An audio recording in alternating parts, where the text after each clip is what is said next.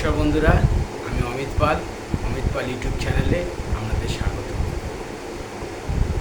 আজকে কিছু কথা আপনাদের সঙ্গে শেয়ার না করতে পারলে মনটা ঠিক ভালো লাগছে না, তাই আপনাদের বলতে চাই। কাশ্মীরে হিন্দু টুরিস্টদের ওপর পাকিস্তানি জঙ্গি বাহিনীর হামলায় ভারত আজ মোক্ষম জবাব দিয়েছে পাকিস্তানের ওপর। পাকিস্তানের অনেক বড় শহরে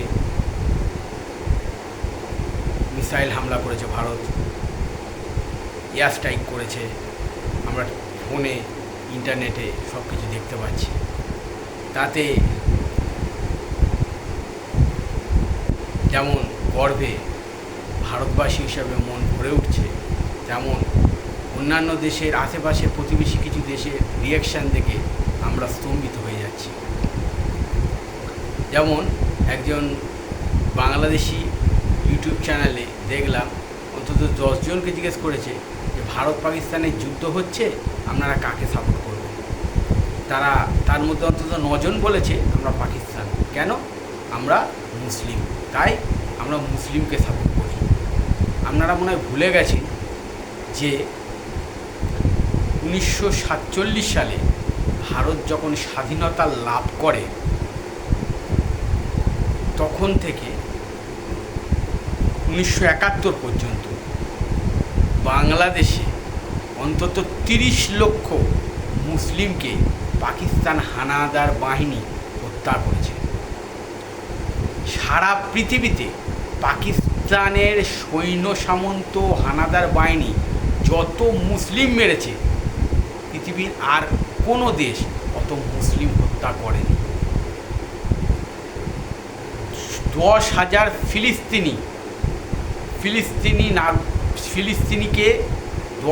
ফিলিস্তিনিকে এক পাকিস্তানি সেনাবাহিনী এখনো পর্যন্ত মেরেছে।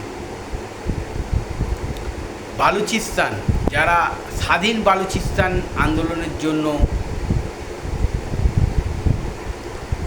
চেষ্টা করে যাচ্ছে, এরকম 4 লক্ষ বালুচকে, তারা কিন্তু মুসলিম, তাদেরকে তারা হত্যা করেছে।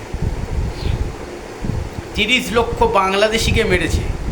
ভালোভাবে বুঝুন আপনারা কাদের সাপোর্ট করছেন। 30 লক্ষ বাংলাদেশিকে এখনো পর্যন্ত 1971 পর্যন্ত পাকিস্তান হানাদারি ও জম্মু সেনাবাহিনীর হাতে 30 জন বাংলাদেশি মুসলিম হত্যা হয়েছে।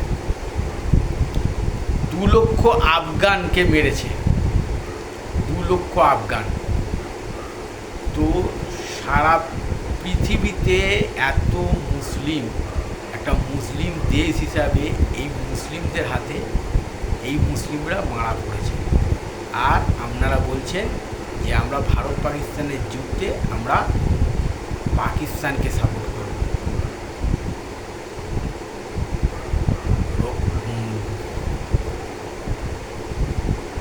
এটাই হচ্ছে আমার একমাত্র বলার কথা। এই বলে আমি আমার বক্তব্য শেষ